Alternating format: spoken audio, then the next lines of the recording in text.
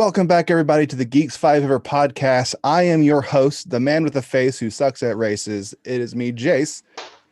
We have with me as well the true imposter, taking care of all the demographics on our roster, soon to be replaced by Michael Bay. It's SJ. That rhymed very good. I worked on it for a while. What was that? And with me tonight, he's certainly sus, but shows up with no fuss. He's never chronically delayed. Your boy, Sonic Keyblade. Hello. Who is unintentionally dressed up as Wacko. And now the very talented and creative mind making a return appearance because the check cleared just in time. He deserves a far grander introduction than I can come up with. But the only thing I could think of that rhymed with his name was a gun. It's Tom Ruegger. Hey, hi, everybody. Thank you so much for coming back. It's a pleasure. Glad you could come on sooner than the last time the LA Dodgers won this World Series.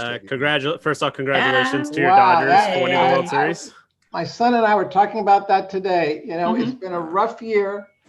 Lots of bad news, but that's the one thing we're very grateful about, that the Dodgers. I know not every baseball fan loves the Dodgers, but for us, since we've been following them for so long, it was good to see a win.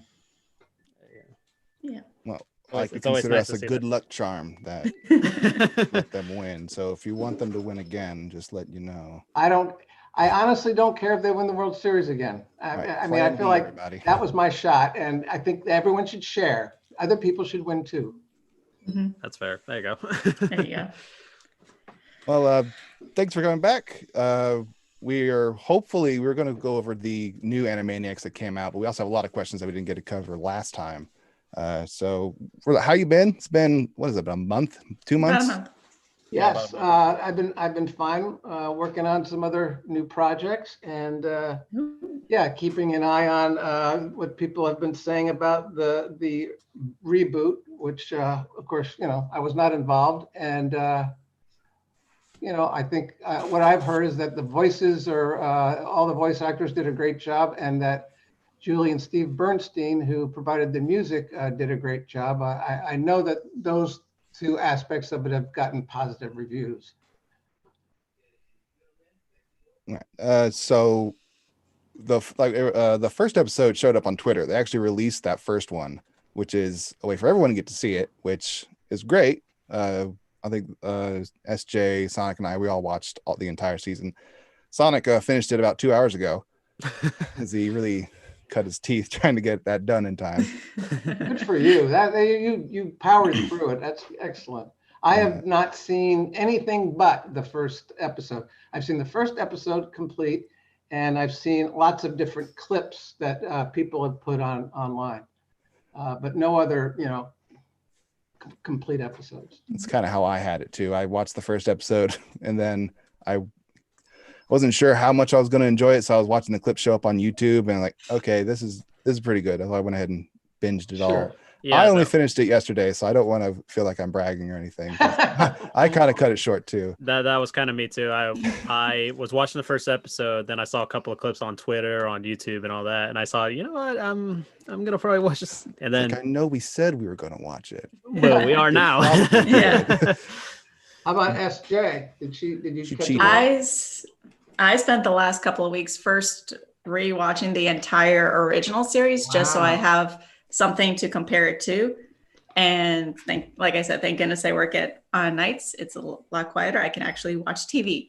And then I want to say, like last night as well, I finished the new stuff. And then I even went and watched Wacko's Wish. So I could actually have like a full spectrum, like, okay, here's everything. Now I actually have an informed opinion about. I think we have to get her opinion right now, don't we?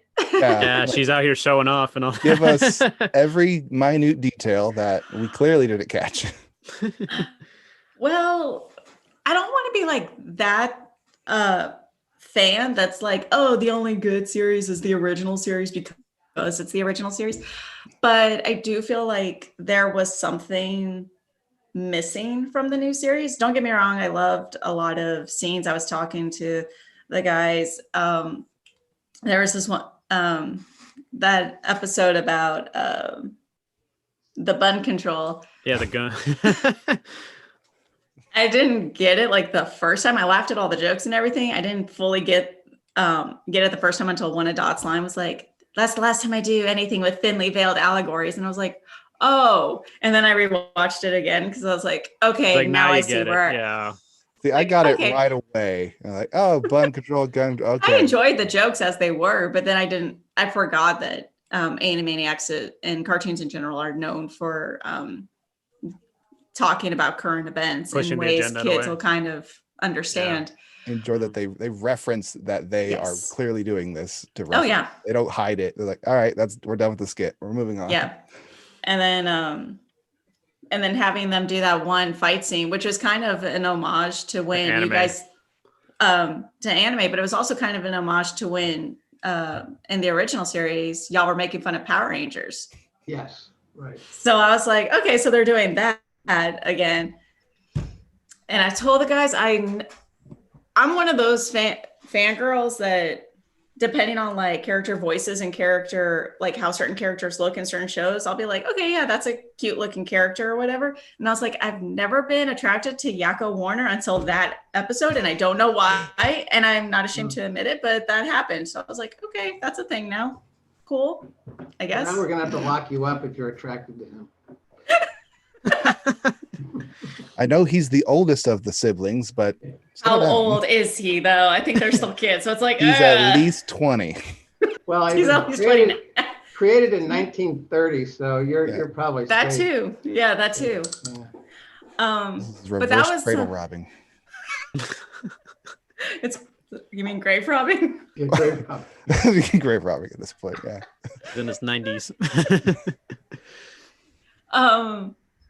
And there were some other episodes, and I like that they brought back Pinky and the Brain, but I am kind of disappointed that they didn't bring back any of the other segments. Rita and Runt was one of my favorites. You guys have actual decent singers. You got Bernadette Peters, for gosh sakes. Oh. On why would you not bring Bernadette Peters back? Right. So Awesome. It's like, how could you not have actual singers besides Rob, Tress, and Jess, who did a phenomenal job. Mm-hmm. But it's like, yeah, that was like one of the key things was how musical the series was. Yeah. And they maintained it. The thing about and I've always felt that Animaniacs was a real variety show. I mean, certainly the Warners were the key to it, but all the other segments really, were mixed in liberally, and it really the pace of the show was kind of interesting because I pieced the shows together. I said, okay, let's do a Warner cartoon here, and we didn't put them in the order that they were produced. We just we did like a little match game where we're going to put this one here, and then let's get a good Pinky in the Brain there, and then we have a little time for a Wheel of Morality. Yeah. And maybe we'll put Colin coming out and saying, Randy Beeman.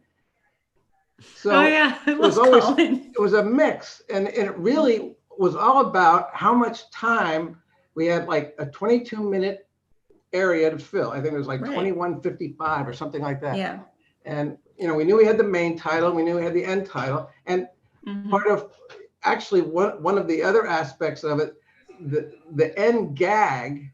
Sometimes they were good night everybody, but sometimes they would go on and on and on, like Elvis was being there. What am I doing in here? Let me out of here. And they were different length. So I always had to deliver the show at a very specific length. And so we had all these different elements we can throw in to like fill in. So the variety format, I think, was appealing to the kids because to the audience, because you didn't really know what you're going to get. And I think that's unfortunately one of the problems they've run into with the reboot. You do know what you're going to get. You're going to get a Warners, you're going to get a Pinky the Brain, you're going to get probably some more Warners. Yep. And it's literally a sandwich. I don't know why they did that. I don't know why either. I miss like more of the variety. They also did away with the end gag scene. And I'm like, well, that sucks. They could have That was mind-boggling because you're literally watching. I was watching this first episode. I said, "Oh, here's the tower and getting the credits. Oh, let's see what they came up with. Did they come up with a funny line?" And then it was just, it was like it came up with disappointment. Here? It was like a dry hump. There you go. Yeah.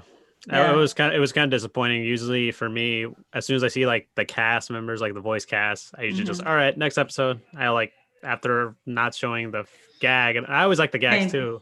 Yeah, like I was looking forward to it, and I didn't realize it felt like there was something missing. I was going through the episodes, like I feel like there should be something here, like right after credits, because you showed the whole thing, and then it just go to the next episode. Like, and I don't even think they had goofy credits. Yes, that was the next thing I was gonna say. Boring. Yeah, that seems really wrong because we always had something in there that was off. You did. Yeah. I would catch it now. Like mostly I would fast forward the original stuff, but then I'd catch it and then I'd go back and be like, okay, what did I just miss? And then it'd be like, I love it. And it doesn't feel like a reboot because they reference so much stuff that they did in the first series. Because it just feels like a continuation with half more like the a cast. revival. Yeah, a revival. Yeah. What would a reboot be? Say any show you name that was made a while back. A reboot would be like with Spider-Man kept getting rebooted, as I recall. Yeah, those are reboots. They put a new actor in the lead, but they would tell sort of the same origin, wouldn't they? Or would they? Right. But you wouldn't get them referencing the Spider-Man animated series. They wouldn't do that because they got to tell their own story. They're not technically connected. Yes. But with the new Animaniacs, they reference that they stopped back in 1998. Yeah, so it really technically isn't a reboot, it's a revival. It's a revival. Right. Yeah.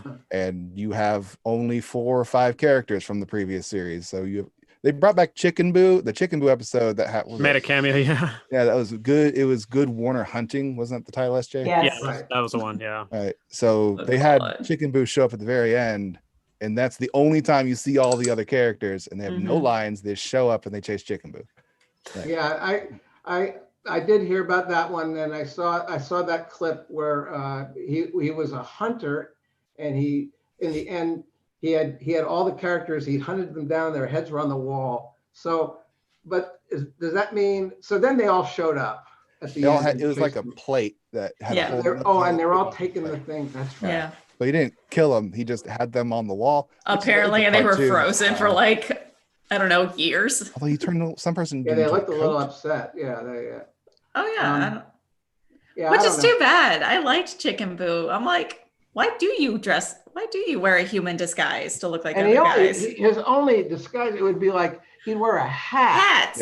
Or a mustache. It wasn't the whole thing. Right. Yeah. It would just be like a beard or glasses. But they wanted to do something different with that. Yeah. I guess, yeah. But and then like every episode would end would go like, oh, this whatever pun with Boo in it is just this amazing person. It's like all the Chuck Norris jokes we grew up with. He's done this and this and this. And then they reveal he's a chicken. And it's like, doesn't that make it better that he is a chicken? Yeah. He's a chicken and he's amazing. What the heck? Very talented chicken. Yeah. I didn't understand that part, but okay. But I still laughed at it all the time. I was like, poor Chicken Boo. It was definitely probably what made it feel so empty the entire season is that you're missing a lot that you had from the first series. Mm-hmm. Yeah. And how they... Go ahead. I need to stop. Go ahead. Go. Well, yeah, it just feels like such an empty set. I mean, you guys made it a point to also show like the behind the scenes, how the whole cast would play their own instruments and do their own score and stuff. And y'all made a couple of episodes about that. Like, what was it? Right. The Scoring Suite and a couple other episodes. One of the Wackarati concerts, it was the cast playing the music. So it's like, it just felt so empty with it just being Pinky and the Brain and the Animaniacs. And that was another running gag y'all had, was every segment that didn't actually feature the Warners show the Warners running away from Ralph. And yeah, the cameos, they only did that once this entire season. So I was like, the Warners another did missed one chance. cameo, and then Pinky and the Brain did one cameo. One cameo. They only did one, and that was it. And they only had like one new type of character introduced. That was the Starbox and Cindy short. Yeah, the Which alien was like and the the Mindy and Button. It was like the Mindy and Brain cartoon, I think. Yeah, it was. Yeah. It was like weird. similar energy in a way. Yeah. Yeah. Well, apparently there's other new ones they're bringing in. There's also the gnome that lives The in gnome that people's comes mouths. out. Yeah. I was like, what the heck is this?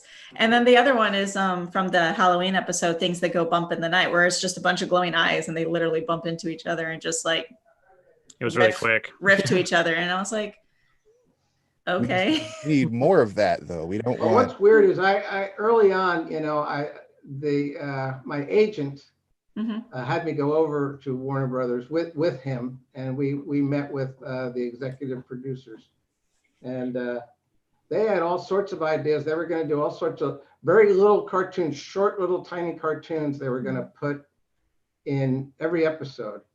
That was the initial plan they had. And but at that point they hadn't decided to drop the entire cast. Oh. So they obviously went through a lot of evolution in what they were going to do here. Yeah. But yeah, I think it's disappointing that the original cast members aren't in the show. And what's for me, it seems obvious. They had in their show a lot of caricature, or they had a lot of extra characters. There were a lot of extras in the reboot, a lot of different drawings of different people. And there's a lot of online comments about, ooh, they're like not that good looking people. I mean, they look a little creepy or something. They could have used the other cast members to fill in those scenes in many cases. They could have, thrown in Slappy or thrown in whoever, to play background roles. So instead they went with these sort of grotesque characters. Yeah. That's another thing is that you guys didn't actually do like gross images, whereas now it's there like was quite a few. There's a few images. There I was was like, a few, yeah. This ain't your mom and dad's Animaniacs. What the hey? Like what? Give me a couple of examples, because I don't. There was a Marie Antoinette skit that they did where she was getting a manicure by Dot. Oh yeah, and then the foot, on her fingers, and they were just. Wait, what? It was Marie Antoinette was getting a manicure by Dot, and they zoomed in on her fingers, and they were all gross and gunked, like. And there was a spider that was crawling around, then went into the skin, and like, oh wow. It's pretty much similar to like the close-up shots you would see like on SpongeBob or on Ren and Stimpy, for example. Right. What was another graphic one?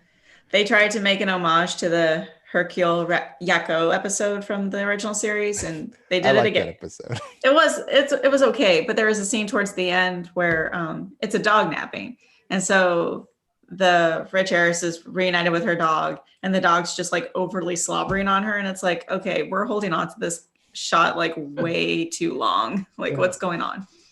And another thing was it the Good Warner Hunting, or was it a different episode where like Wacko loses his tail? Oh, it was the last episode. It was the one where they try to get Scratch to sniff the cola. Yes, and then he's like, right. He goes like, Wacko loses his tail. He's 5% gecko. He's 5% salamander. Like that. What does he say? He's like, well, he doesn't know that I'm 5% salamander, and he starts growing the tail, and they show the shot of the tail. I'm like, oh, okay, we don't with like the goop part. And everything coming out. It's like the skin. I was like, okay, we don't need to see that. The show would just pop it up. That's it. That's all they have to do. The problem is also with so few characters, and we talked about this last night. I was like, I don't remember the Warners actually like beating on each other or anything, because a lot of the physical comedy is among the Warners, like dropping anvils and mallets and all the stuff on themselves. Yeah. And I was like, I don't remember that being a thing. The Warners were like, you just watched them all. They didn't do that. Yeah. Problem is they had no other characters to do them too. Right. There's a shot where Yakko slaps Wacko and he drops. Yeah. It's like, what? I was like, these characters really, they always clearly loved each other and looked out for each other. I mean, they were a trio of kids with no adult supervision. Right. They were like released for recess every day, and they were just having a great time and really they're not looking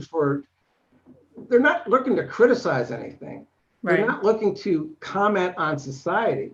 They're just going to be out there and have fun. And then they run into people that basically are going to prevent them from having fun. And that's really where almost all the conflict of the show comes. Right. So now I'm told, I haven't seen that much, that they're sort of like in the new episodes that they're sort of arriving today and sort of like a little surprised by it, or like in the opening episode they seem to be, oh, this is new, oh, I can't understand it, when really their personalities, they were always okay with just about everything. I mean, they existed when Picasso was painting, when the Sistine Chapel, right, all these different realms, all these different time periods, they arrive and they're fine with everything. It's like, oh, this is great. So for them to have a problem in 2020 with anything is like just kind of strange. They in my opinion, they should have been in the water tower the whole time. The last 20 years they've been in there. They've been probably controlling the internet. They've been goofing around, and now they're back out. But basically, the way that first episode went, it sounds like, I don't know where they were, but then Mr. Spielberg brings them back. I've reanimated them, and they're like the dinosaurs from Jurassic Park. They're coming over the hill, and they're like la di da, which was weird. Why were they singing la la la? I didn't get that at all. And then people say, oh, they're gorgeous, they're back, we'll make a lot of money. But really, I think we mentioned this last time, when they're coming over the hill, people should have been like, the Warners have escaped, run for your lives. Right. Because that's what they did in the first plan was. Yeah. And you guys made like the first episode, and that came up in a couple of episodes, that whole newsreel to the stars. And it was like they were too zany. And so they had to be locked up. Yeah. Anyway, I think, for the people that worked on the original, some of them, not many have even watched it because they're worried that they'll be disappointed. But I know that, people like Sherry Stoner, who was a producer, a story editor, and an actor on the show, for her not to be involved in this reboot is like, it's mind-boggling. Right. And see, like, that's the only mean-spirited comedy that came out of the original Animaniacs. Like you said, and I think I read an interview where you said the Warners do it because, some adult comes up and says, you can't do this, you can't do that. And Yakko always makes a point of looking at the camera and saying, like, our special friend. And you're like, oh no, it's about to go down. What's going to happen? I think of Plane Pals, where they had a horrible guy sitting next to them on the airplane, and they wanted to make him their special friend, but he didn't have it. Yeah. Right. But in this case, I don't think they were trying to make friends in this, but I could be wrong. Did they make they were purposely trying to irritate everyone they've met. That's what they were trying to do. Well, it's not even that, because I read another here's a comparison. That's what I saw from it. Well, I read a thing here's comparing the new and the old, and it was saying how it used to be the other characters were the straight man of the jokes and stuff, and the Warners are just so zany. That's the whole point. They're zany, they're insane to the max, and all that stuff. And they're just like you said, they're taking them down a peg from their arrogance. In this one, it's reversed. Everyone else is insane, and the Warners are actually doing all the straight man jokes. They're not that. That's just crazy wrong. I was like role reversal. Yeah. I was like, this is kind of different. Out of place. When you think about it, Freakazoid, he's got all the information of the internet in his head, and he's nuts, right? So he's just all over the place. Well, it's not that much unlike. It's like Freakazoid has taken the Warner Brothers into one being. I mean, the Warner Brothers are very similar in that they have three different personalities, but they're really kind of intense and fun and wacky, and that's how they defeat the villains, so to speak. Right. But yeah, like that was just like an immediate, like, yeah, this is where it's different because you're not really getting the morals of each thing. Like, don't mess with the Warners, and yet no one's afraid of them, and it's like that was the whole point. Yeah, that is a to us it doesn't seem that subtle that you would miss that, but apparently the people that made the show, I guess, I don't even know if they watched the original show. I think they said, all right, we got these three characters. Okay, we're going to run them through some paces. They only took those three characters and they made them the star of the show with no help. So right. Would they even, and they reference, I don't remember the first series as much. So SJ could help. It seemed like they reference, SJ is the person who made the show. It wasn't Tom Ruegger. But they reference that they're in a show almost every scene. Like, this isn't how we do it. The censors, all this stuff wouldn't do that, which they do. I know they do that on the first series, but it seems like everything they do is like, okay, this is it. This joke's done. We're leaving. Yeah, everything, I guess, was meta, right? Is very much about itself. But everything was, and there was, so even the skits they would reference other things. We got some comments that we have come in. Zarek says hi. He misses everybody. Our ghost coup over there said he only watched the first episode too, which means that we did our best. Pachinko says hello. Pachinko also says SJ. Shut up, Pachinko. I'm not a furry, but and then he asks, is the security guard from the Animaniacs still chasing them like he did back then? It's like he does. He chases them. Ralph still chases them whenever he gets out of his chair, which is rare. But they did give him they changed his color scheme because I was watching side by side. Because before he looked like a police officer, and now it's a very tan colored suit. So he's like very a scout leader. I was gonna. I said that. Rent a cop security guard is what it looks it's like. Very now. It's very drab. It's not cartoony. It's not bright and everything. Well, and I actually make a point of that in some of the scenes. It's the water tower is very drab. The scene, the sky and everything is very drab. Well, and it's just one of our big villains in the show. I mean, two of them, Scratch and Sniff. Although he's an idiot, he was a villain. He was a heavy. And Plotz, Thaddeus Plotz, the head of the studio, he really was a significant villain in the show. And he constantly, saying, stop the Warners, they're driving me crazy, he would give them assignments, go stop the director who's out there making a movie and his budget. So that they just like dumped him and put in someone. I mean, I think it's fine. Well, it's great to have a woman in charge of the studio, but let that character be funny, be interesting, have her drive plots, have her be heavy. But I am under the impression, and I only saw the first episode, so it's not really fair. But I don't know if they do anything with her. They don't. Not really.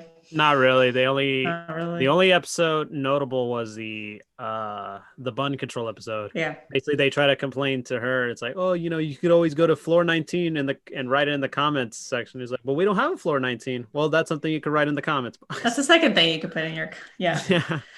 And again, she's a Scientologist too.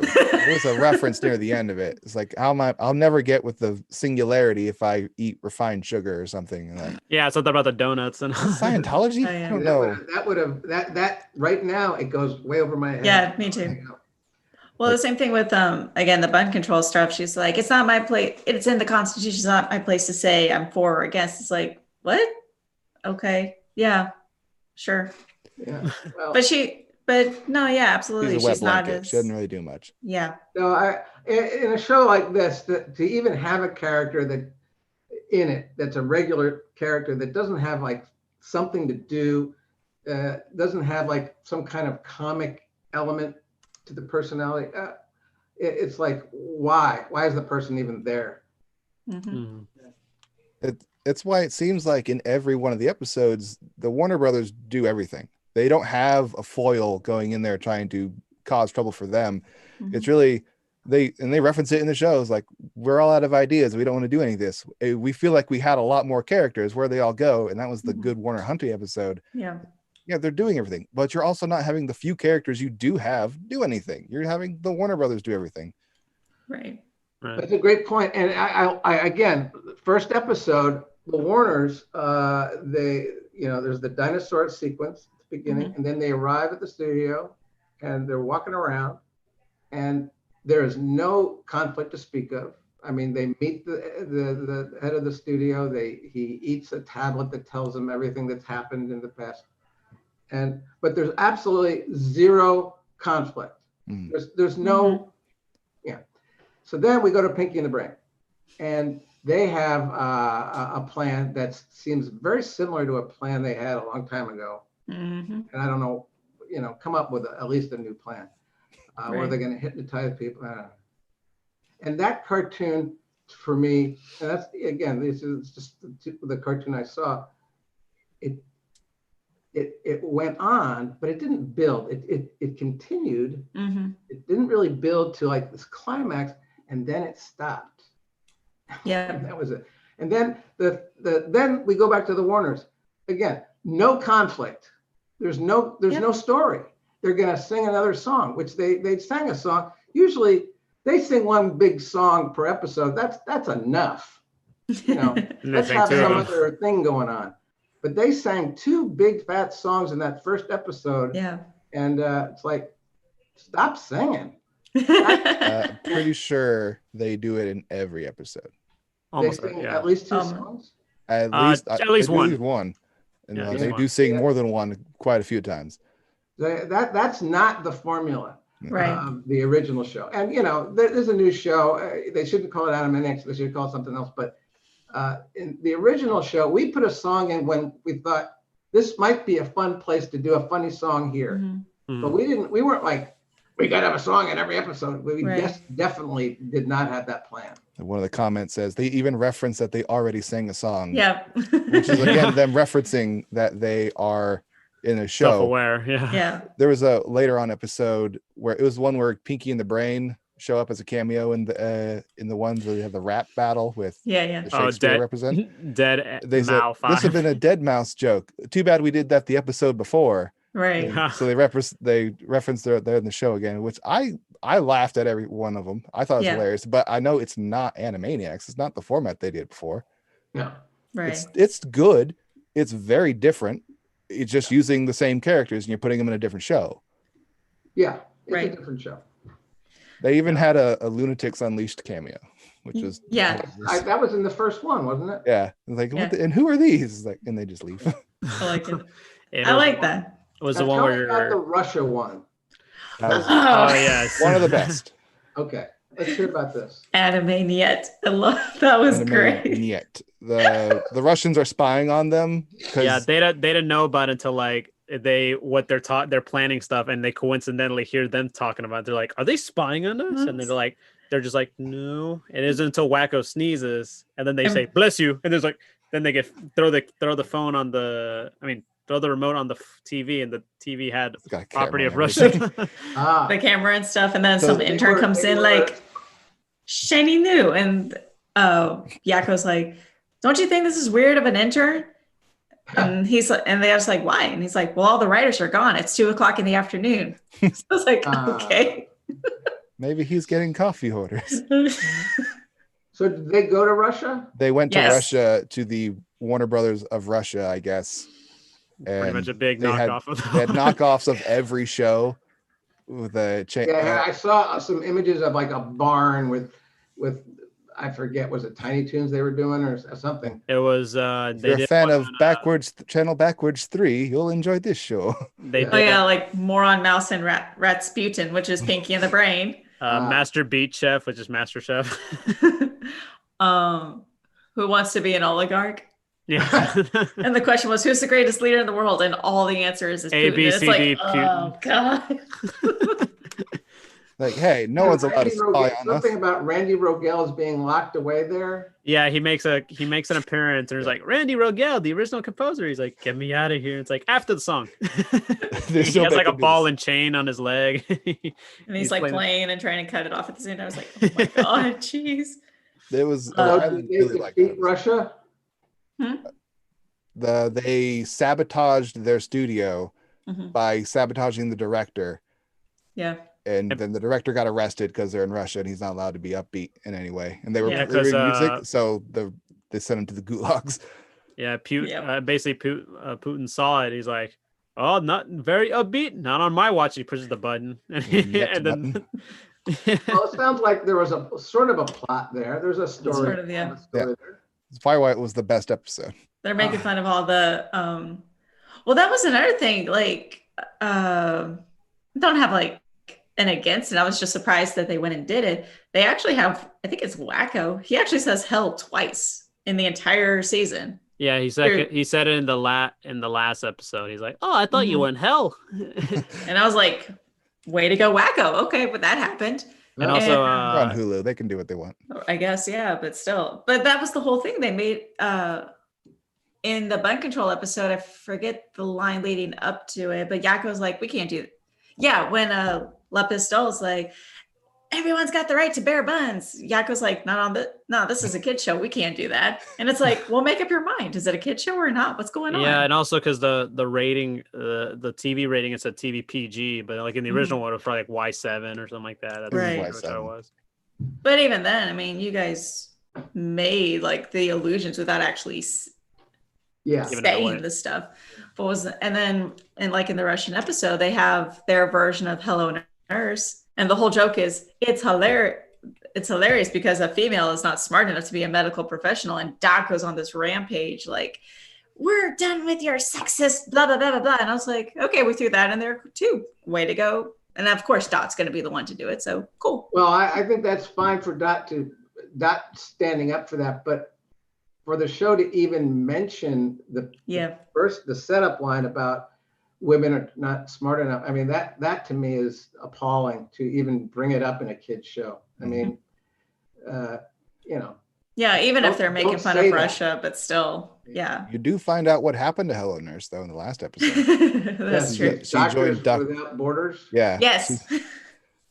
Because y'all made a point of that. Yeah, I don't understand why Hello Nurse isn't in it, because y'all actually made a point of that. Like, I know. She's actually smart. That should have been her part. She should have been in charge of the studio and probably brilliant at it. Yeah, you guys didn't make her an idiot. It's a foil because, like, the boys are always like, hello, nurse. But it's like, hello, nurse. Thank you, Wacko. But, like, she was a genius. In Wacko's Wish, she became the head of the Coca-Cola bottling company. She did. Yeah, and there was actually a Wacko's Wish reference there was an episode, there's a segment where a press conference, and in the bottom of the scroll, it said, Wacko's Wish became the highest grossing Animaniacs movie of 1999. It was like very specific. Yeah, exactly. There was, it was the high. It was released though at like Christmas Day, 1999, so didn't make that much money. It was a good movie though. Highest grossing still though. Highest grossing Animaniacs movie. Number they one. Weren't wrong. Technically also number million because they're also in last place then. Mm-hmm. They also what? They'd also be last place then too if they're the only one to get released. Right. It's the only. It was the only Animaniacs movie. It's the most successful Animaniacs movie of all time. Yep. Not just 1999. So let's see, we have how much? I only have like another. Well, I've got a little time. So any questions that we need to go over? Let's do that. They're apparently coming out with Tiny Toons as well. Yes. For HBO Max and Cartoon Network. Right. Yes. So are you going to be a part of that? I'm guessing they didn't come to you for that either. I have not heard anything. Yeah. I heard that they have a showrunner already for that. Mm-hmm. So I don't know. Since they brought back that to me is not is it a reboot or it's got a new title? It's going to be called Looniversity. Mm-hmm. So I don't know that then they described the show and in the little press release, and it is the exact same description of the show that when we went on the air in 1990. So they may think it's a new idea, but that's where all the characters were going to Acme University to learn how to be like Bugs and Daffy. So they may think it's a new show. I don't know. When they come up with the idea, because you created and helped create a lot of these things, they don't have to ever come to you or ask anyone for their opinion on it, as long as they have the rights to the show. Yeah, Hollywood is all about the IP. Who controls the IP? Intellectual property. And Warner Brothers, while I created it and Sherry Stoner created Slappy and Deanna created the Good Feathers, and a lot of people had their hands in it. Warner Brothers, we were working for Warner Brothers. It was work for hire. So they own the whole shebang. They own it. And, it's just, is it right? When all of us are still available and we're around. So is it right for them to just not involve us? Is it morally, professionally, ethically right for them to do that? And I mean, my contention is no, it's not. Right. And, a lot of people are disappointed they weren't involved. I don't know why they did it. Did they think they were saving a buck or two? I'm not sure. Right. Yeah. Well, I know they at least gave y'all credit in the end credits. So it's like, yeah, this was originally come up with by you guys and all of this. And I was like, well, at least they acknowledged. Where is that? Oh, it's in the end credits. They I want to say the they're non-funny end credits. Yeah, it's in there. They actually mentioned what is this? Do you recall what it is? Who did they mention? You specifically, like you created the series. They mentioned I want to say Richard Stone. I can't remember if they mentioned Sherry. Probably. I think they also mentioned Richard as well. Yeah. Here's what I want you to do. Yes. Yes. Photograph a freeze frame, okay? You got it. All right, and send it, because I'd love to see that. Sure. If anyone besides me got a credit, I'm hoping that's the case. Because I know that they've mentioned me as the composer of the song, but I'd love to see that. Yeah, like I think it would it probably would have said based on Animaniacs created by Tom Ruegger, something like that. But yeah, I'll absolutely send it to you. Oh, that'd be great. That will actually cheer me up. If they brought out the Animaniacs and they're gonna bring out Tiny Toons, but haven't really heard anything about a possible Freakazoid reboot or remake. Did you see the Freakazoid Teen Titans Go? Yeah, they did a crossover of Freakazoid. I did not. And it was just one 11-minute segment, Mm-hmm. but they clearly liked Freakazoid and the elements of Freakazoid. So they had Freakazoid, the announcer Joe Leahy on screen. They had the cop Cosgrove, Ed Asner, and they had David Warner playing the Lobe. And they were all redesigned to be in the Teen Titan Go universe. Other than that, it was very faithful and funny, I thought. Sure. I remember seeing that. Do a reboot. Will Freakazoid come back? I don't know. All right. I mean, they talk about, if there's a third season of Animaniacs, they're going to bring back all the other characters. Well, you should have done that in the first season. Just cut through the BS. Yeah. I feel like they probably were testing the waters per se. Yeah. Maybe, I don't know, but they should have just included the original characters in the first season. Yeah. I don't know. Anyway, they can make their own mistakes. Let's see. Do we have questions from the past or not? Anything else? Actually, I have a question though. Regarding writing for the original show from Animaniacs, when you guys moved from Fox to WB, Kids WB, was there any differences per se?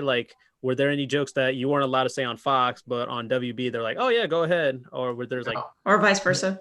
There was absolutely no change. We worked in a building in Sherman Oaks.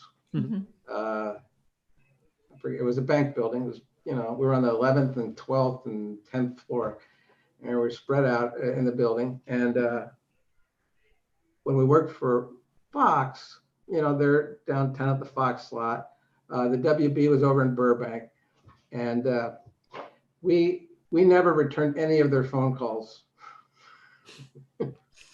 We just said, well, we're delivering an episode tomorrow. You can put it on the air next week if you want. Oh, okay, thank you. I mean, they occasionally someone at Fox would ask to adjust something, and if it was not a big problem, we'd do it.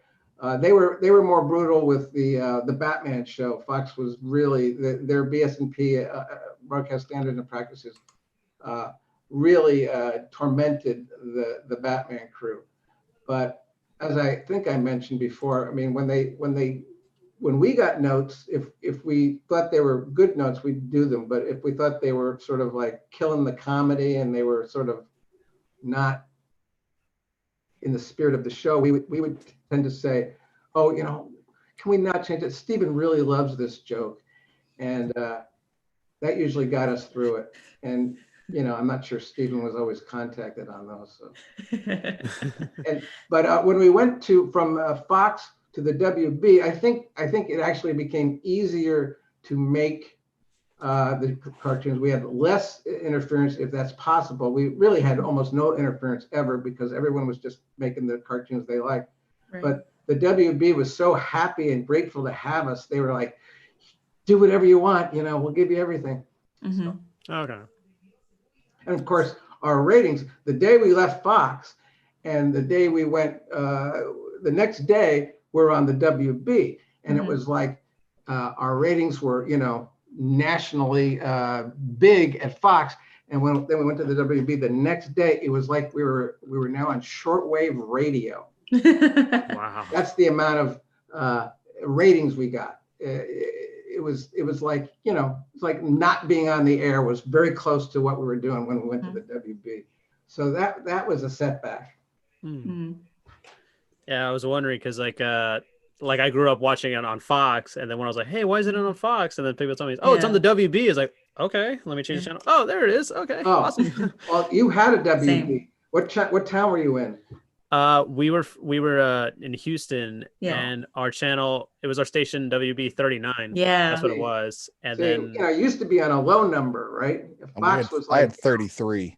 Yeah, WB 33. And suddenly the WB is like on channel. Yeah, you got to really move the dial up pretty high. Our in Houston, Fox was 26. Yes, and then WB was 39. So I was like, it's kind of easier.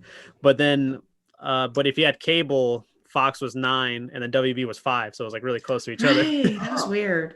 So it was actually it was pretty helpful. a lot of towns in the U.S. at that moment didn't have any WB coverage, so that's where it hurt.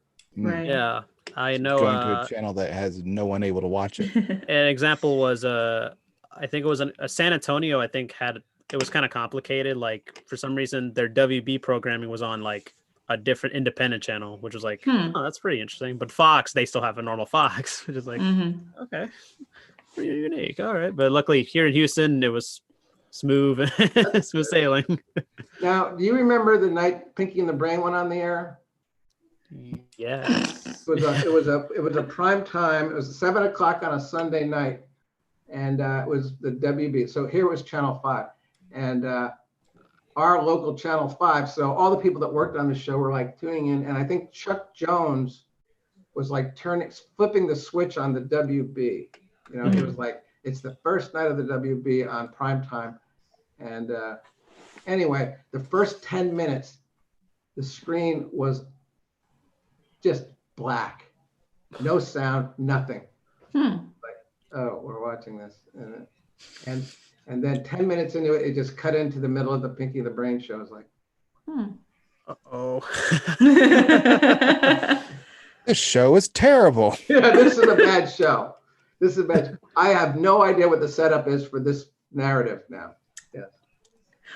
Oh, so I have a question because apparently there was a controversy, and I have to bring this up. Did in the original series, when you guys were coming, I can't remember specifically because that's like over 100 segments. Did you, when y'all would do like almost like infomercials or whatever, and did you guys actually do the research for the phone numbers to make sure they were not in service? I think we had one phone call problem that we put in a number that was almost exactly the same problem that they had with the talk line that the reboot had. I think in a Tiny Toons episode, okay, we had a very similar situation happen, but it was random. It was like an unintentional, right. It wasn't like we were trying to do it. I think we had a wording spelled out as like, 1-800 Tiny Toons, and it turns out that was a sex line. So not that, but the letters and the numbers are different. Oh yeah. Well, history repeats itself. So then we blurred that out. Yeah. I think in later broadcasts they do that. Like some shows they would have an old phone number, but now they say, "Oh, no longer in use" or anything like that. Yeah. Actually, I have another question. You in the original shows, y'all would do like parodies of like big properties, like Power Rangers and Barney or Rugrats. Was there any parodies? Was your favorite? Was there any ones y'all wish y'all were able to do, whether it was through Tiny Toons or Animaniacs? Well, there was a song that I tried to get the rights to. It was called Angus McFergus McTavish Dundee. And it was a song by Burl Ives. And by that point, I can't imagine you guys have heard of Burl Ives, but Burl Ives was a folk singer. Mm-hmm. And no one had heard of Burl Ives for like 20 years when I said, "Oh, I'd like to get that song and do it for Slappy Squirrel. And it'd be funny." And Burl Ives, he was still alive then, and he absolutely did. He refused. Aww. Paul Rugg had a great idea for a Wacko cartoon, and it was Mama Loves Mambo, and it was Perry Como's song. Mm-hmm. And he really had a great idea for Mama Loves Mambo for Wacko, and I think it was going to be a duet between Wacko and Frank Sinatra. And, but we couldn't get the rights to that song either. Mm-hmm. We were going to do a cartoon that Randy Ruegger wrote, a song called Dear Mr. Gingrich, or May I Call You Newt? The thing I like about you is, well, let me tell you, you're cute, and that was based on a Judy Garland scene from an old movie where she sang a song to Dear Mr. Gable. Mm-hmm. So Stephen killed that one because he hates Newt Gingrich so much. Well, I said, but we're making fun of Newt Gingrich. Yeah, Stephen. He said, yeah, I don't even want to give him the screen time, which understandable. No, yeah. But for other parodies, I think we had a lot of other great parody ideas, but we never got to them. Ran out of time. Yeah. Was there a favorite one from the show that you liked? Oh, well, of all the parodies in the show, well, it's tough. I mean, I like Hearts of Twilight, which is not really a parody of Apocalypse Now, but it delves into the whole concept of it. I think that's a fabulous cartoon. One thing I like about Wacko's Wish is, and this isn't political, it's just sort of fun, that there were two countries in that, Warnerstock and Tiktakia. And those were based on the Warnerstock being bought by Time Life, Tiktakia being Time. So I thought that was sort of a clever sort of allusion, although I've never heard anybody ever mention it, that it even registered with anyone. Mm-hmm. Yeah, went over my head. You'd have a different. I saw that you guys parodied Snow White as Mindy's mom because she's wearing the exact same dress, but you changed the colors. Yeah. She's absolutely wearing Snow White's outfit. Okay, I love you. Bye-bye. You finally had her say mom. She Who's was the just daughter? like, Who did she marry? I wonder. Who has the bond? right? I don't know if I answered your thing about the parodies. I mean, there's so many that I love. It's hard to pick them out. I mean, there's one that some people don't like this, but I really like the Read It and Run one where it's called Putting on the Blitz, and it's taking place in Nazi Germany, and it's very emotional, and there's a beautiful song in it. But you think about it. Basically, these people's lives are on the line. Oh yeah. If Read It and Run don't come through, so That was a good one. Yeah, you get. dramatic. Oh, I know. Les Mis is Les Miserables is just Yes. I mean, I like that one too. what a parody. That Oh was my funny. God. I did like the Barney one, Baloney and Friends. Oh yeah, That's that's a good one. hilarious. Yeah, Peter Hastings wrote that.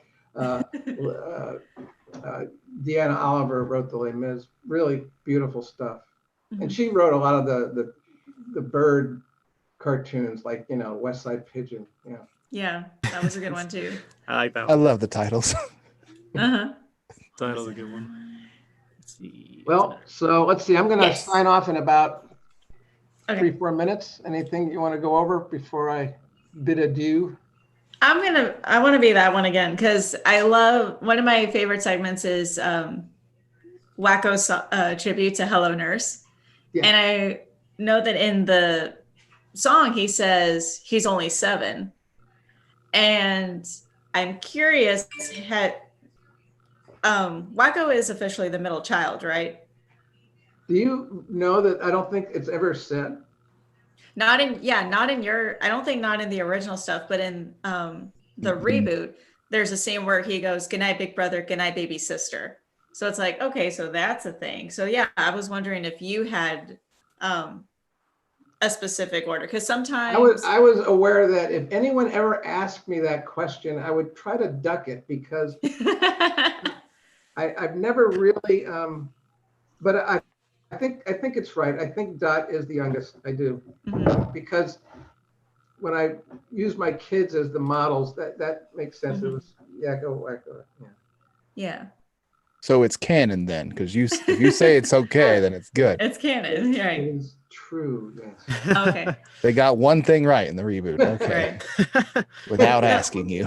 So like what in your mind, what was your idea? Like what was your intention as far as, is it actually like based on the boys, Nate, Luke, and Cody, like how old they are? Well, yeah, Nate, I based he was the talker. Nate was sort of like, he would actually like talk for his brothers, I'll do the talking, blah, blah, blah.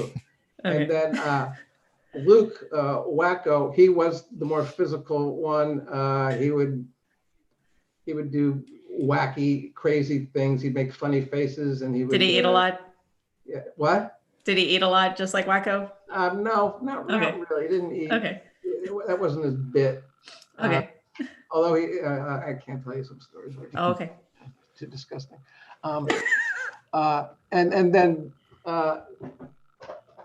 Cody was very precocious, and he was cute, and he had a language that he created actually. Oh yeah. I wrote down a few of these things.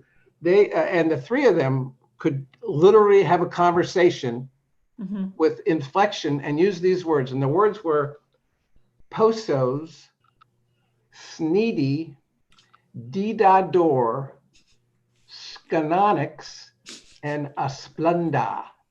And they would occasionally be in the back of their heart, sneedy, scanonics, asplunda. And so anyway, they're pretty nutty kids. I meant to write that up, the whole Splenda thing sometimes. I do have a thing I've written for the Warners about them going on a vacation, planning a vacation with a map of California. And it's sort of like who's on first, what's on second. I don't know. Oh, and I would have loved to see that skit. Completely different, misunderstanding. So I'm going to pull that out. I'm going to try to get Rob and Jess and Tress to record it. Yeah. Oh, that would be awesome. That'd be exciting. I really thank you guys for letting me yap. And you're for sure. very kind to give me a chance to share some thoughts. And I really appreciate you guys sharing your thoughts on the show. So tell your audience more about it. And thanks. How do I sign off? Well, just fade into existence. Goodbye. Goodbye. Well, Good night, thank you so everybody. much for coming on. Thank you so much. Thanks, If you guys. keep going backwards, Thank eventually you. it'll just go into that green screen looking thing. Right. Oh no, what's happening? It's actually staying focused on you. The one time.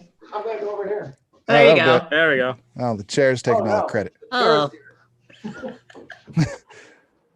Good work, Zoom. You're doing a great job. There we thank go. Thank you, Tom. Thank you so much. I love it. There you go. That was nice of him to come back I on. love it. Yeah. Love So it. then We'll just have to wait until his team needs to win in the playoffs, and we can get him back on.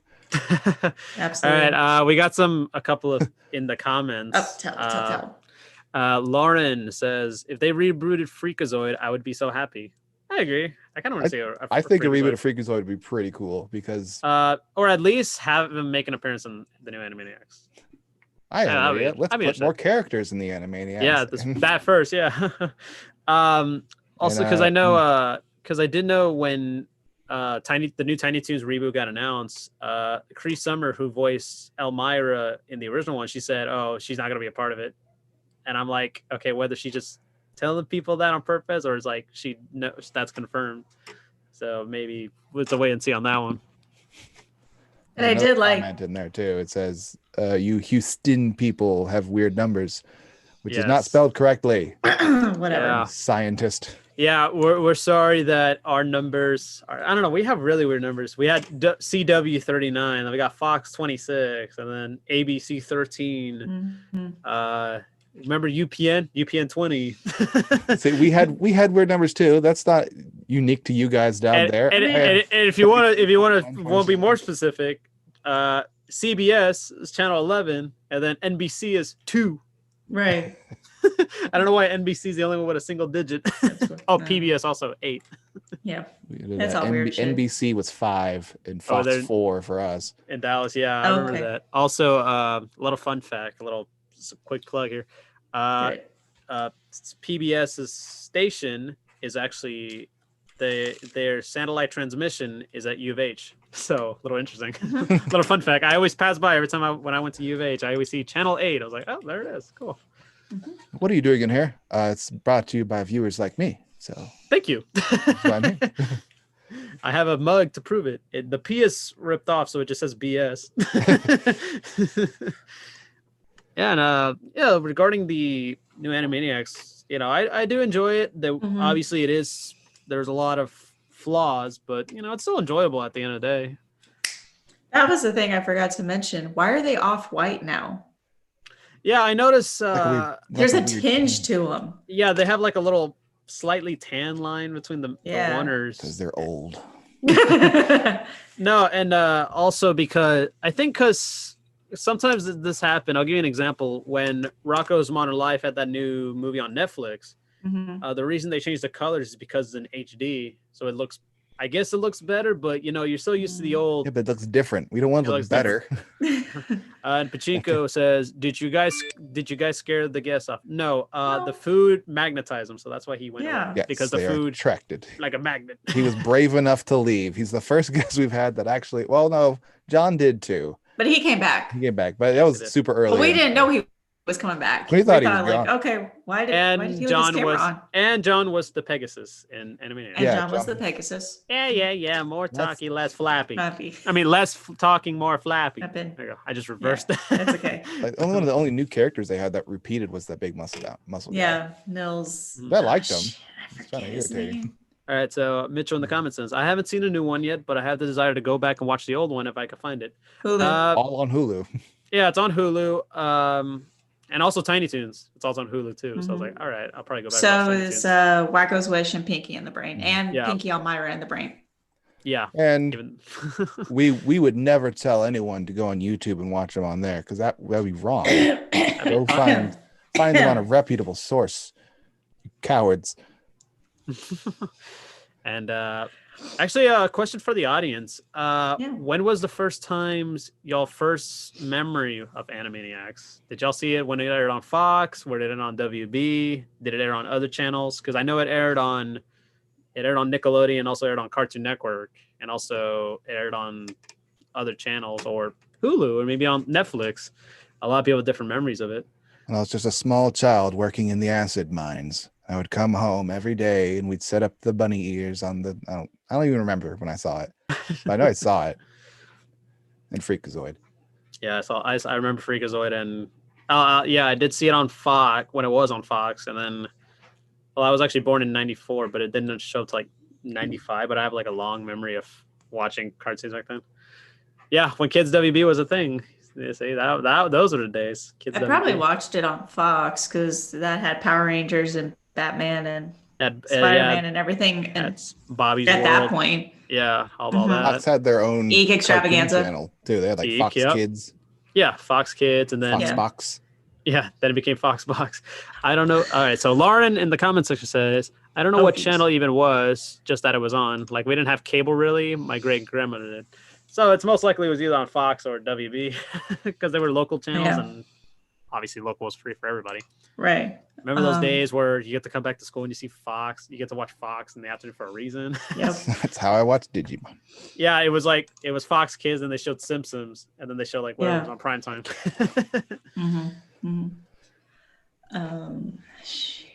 I don't know. So what do you want to talk about now? Do you want to talk about favorite old sketches? Do you want to talk about favorite new sketches? I mean, we could talk about the sketches. I did like this season. It was, like I said, it was different, but it was entertaining.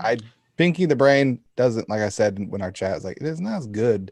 For me, it's kind of like hit or miss. Some episodes are good. Yeah. Some of them are like, okay, I'd rather just skip it and move on to the next segment. I did like some of the Warner sketches. I liked Bun Control. That was one of my favorites. I like that one. Yeah. Bun Control was my favorite. SJ loved it. She's a furry now, so shut up, you guys. That's why she wanted to know how old they were, just to be sure. Let's see. What was another segment I like? I did like that one about they're in the movie theater and this guy's like manspreading. Yes. I was like, oh my God, we're doing that one. Okay. That's a good one. I like that one. I did like the one. Fight each other. Yeah. The one I like this one, but it was kind of short. It was what was it? Dot was so frustrated with everything. She wants everything to be cute. And like a month later, they're like tired of it. It's like, okay, can we stop being cute? And they kiss the pigeon. Gross pigeon. Yeah, the only thing that didn't get turned cute, by the way, was that gross ass pigeon. Yep. Yeah. Then like, I don't know why this one scene of that part made me laugh when everything returned to normal is when the Earth turned back to normal. I don't know why there was like a farting noise. I don't know why that shit always cracked me up for some fucking reason. Farts are funny. Right. Yeah, farts are funny. And then they became like mutated pigeon things. Yeah. And it's like, Wacko's okay with it. He's fine. He's like, was close enough. I did. I don't know. Let's see. What was another segment? I did like the. All right. Hey, Mom. That was your mom. There she is. Yeah. Because a little side note, she always let me know, hey, I'm going. She goes to sleep early because she wakes up early. Yeah. Oh, makes sense. Let's see. What's another segment? The donut one. I thought it was okay. The Who Donut. Yeah, Who's Donut. I did like. I predicted that shit. I was like, he ate his own donut. Yeah, it was kind of predictable, but I did like the. Well, they even made a joke about it being like, that's so predictable. So it's like, jeez. Okay. Let's see. Got some. Yeah, the one they're trying to get the soda for Dr. Scratch and Sniff. Speaking of, I would have loved if they had more Scratch and Sniff. You know, he only showed up in the last episode. That was kind of odd. But there's a scene where they're chasing the can and they're in the roller coaster and they do it really slow. And then Yakko goes, hey, Zack Snyder, we got 8 minutes. Speed it up. And I'm like, that's so accurate. And I love they did another joke about it in the earlier episodes. It's like, if you look to your left, here's where they filmed Batman, and the crowd goes, ooh, versus Superman. Versus Superman. I was like, oh my God. Oh my God. I feel like Warner's Unbound, the one where they were doing the Odysseus thing, I feel like it wasn't like fully there. Yeah, I did like Marisa Marsh does a really good Trump impression. I'll give him that. You did. He does a really good impression. Oh my God. I was like, yes, we did it. Okay, there it is. Okay. In the comments section, Lauren asked, "Can I ask something a bit controversial? It's about the throwaway joke." Okay, so if you know what she's talking about, there was a reference to Johnny Depp in the episode, and many people saw it as like poor timing because it was after the whole, the case with Johnny Depp and, that whole domestic violence incident and all that. Mm-hmm. I think because the episode was written in 2018. This is when they started writing it. So depending on how early in the season it was, because I doubt they did this the same way they did back in the 90s, where they just had a bunch of stuff and fit whatever happened. Mm-hmm. They probably had to, because their skits reference themselves, so they couldn't do it the same way they did back in the 90s. So they probably wrote this fairly early. And then because her second question is, the only question, if it was written in 2018, couldn't animators have changed the image considering as a background toss away? I mean, they probably could have. I don't know. They probably should have. Or maybe there was something that they weren't able. Maybe it was like they had a deadline and they weren't able to change it after. Because I've seen cases where that's happened. And it's likely that it could, since it just recently came out, like the last 3 weeks, right? Is when this. Yeah, it was like almost a few weeks ago. Then they probably didn't have any controversy until it started coming out. They can go back and change it if they feel like it's necessary. But if it's like one little thing and it's irritating a few people, are they going to spend money on animators to switch this? People they're already watching it. If anything, people are going to watch it for that part if they're purposely going to go see it. So it depends on how much it's costing them. Is bad costing them anything? No. Yeah. It's also a case by case. An example is what we mentioned earlier, that they remove briefly episode 6 because it had a phone number that legit led to an actual hotline, and then they just pretty much changes the number. Like I said, it's a case by case per se. But it's really, I don't know, that the joke did seem a little poor. For me, I saw it, I was like, that's such bad timing. Not the best time for that joke to show up. And then also, let me see another question. Oh, they can put bad jokes in there. I don't have an issue with it. All right, so we got a comment from Mitchell. I believe I watched it on the secondary Fox channel when I was a kid before I swapped over to WB. But WB was the main place I watched it for years. Yeah, we had the WB and Fox. Both were just kids channels. So instead of our Fox 4 having cartoons and then like Simpsons and primetime in between the news, they just only aired the cartoons on its own channel. They had their own time slot. Yeah, I think it was secondary cartoon channel. Yeah, it was like a block. They called it the Fox Kids Network for a bit. Yeah, that I remember that. I think, if I recall correctly, ABC had something very similar. It was one Saturday morning, and then it was called 1-2 Saturday morning. Yeah, UPN had 1-2. That was on UPN, and then ABC would have Saturday morning. That's silly. We had all kinds of cool cartoons back then for people who didn't have cable. Recess. I love Recess. X-Men, Spider-Man, and all that. Fillmore, yeah, and it's on Disney Plus. I think Fillmore is on Disney Plus. Yeah, it is. So is Recess. There was some weird one I used to watch called Science Court. That was fun. Yeah, that was one. Garfield and Friends was on CBS. Yeah, I like Garfield and Friends. Let's see. What was another thing I liked and didn't like about the? There was some moments I should have just written them down actually. Yeah. That's what I was trying. You fill all your whiteboard with skinny talk that we're not going to bring up until Monday. I got an app, and that's how I keep track of all the episodes and everything. And I was watching it, or I was looking at it again. I was like, you know what? I actually didn't care for these skits as much as like Bun Control and the Cute Neen. And there were a couple of them where like I felt like they were like thrown away. They're like, all right, that's one and done. Okay. The Zit one, that was like just a song. And I was like, that was unnecessary. Strange. I was like, meh, that could have been better. I did like the news one, Tuck Tuckerson. The guy is like, that's not the issue. That's not the issue. It's like, well, let's talk about our issue. I like that when they make fun of the pundits. Yeah, I did like. The press conference was like, okay. Yeah. Didn't understand the gag about Yakko changing clothes. Because he didn't do anything. Like, that's probably was a joke. Yeah. Wacko was sweaty when he only had like one line the entire episode. And like, why are you sweaty? Sweats because meat sweats. Meat sweats is that, the number 3. That skit is one that you have to watch twice because you can't pay attention to the jokes they're doing and read that. The scroll. Read the feeder. Great. Yeah. That's what I did. I will listen to it first and then I read the scroll. I was like, what is going on? Was there actually, since we were talking about the Warners, was there a Pinky in the Brain segment that y'all liked? I like the presidential one they did. With the new Smart Mouse. Yeah, that's her. I did like that one too. I think it's cool because hopefully it's going to be a reoccurring character that they can use because they don't have that shit in this damn show. Mm-hmm. Yeah, I agree with that one. I like that one too. I did like the one with the. I also did like what I did like. We should have asked him this. How did they feel about showing Brain's background into why he wants to take over the world? We didn't ask him that. That's the one I liked. I like that one too. And Tortured with cheese, then Pinky just had to taste test Brie and whatever the hell the other cheese was. Yeah, it literally was a picnic.